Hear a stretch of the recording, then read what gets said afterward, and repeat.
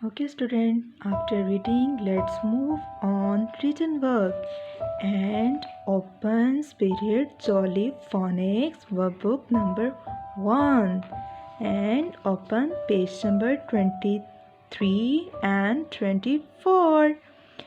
जैसे कल मैंने आपको ट्रेसिंग का पैटर्न बताया था, सेम उस पैटर्न को फॉलो करते हुए आपने टी ट को ट्रेस करना है।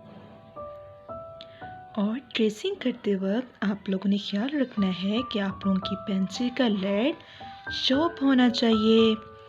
Okay, and this question is match the object starting with ट।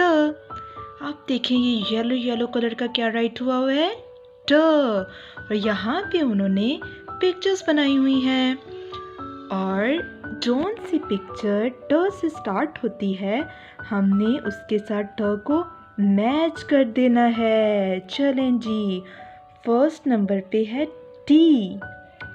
टी ट ट टी, यस, हम ट के डॉट को टी के डॉट के साथ मैच कर देंगे। And the second word is table. Table, table के स्टार्ट में किसका साउंड आ रहा है, ठ। यस, हम ठ के डॉट को टेबल के डॉट के साथ मैच करेंगे। And the third word is bag. Bag, bag तो ट से शुरू नहीं हो रहा, इसलिए हम बैग को मैच नहीं करेंगे। Okay, now student, start your work.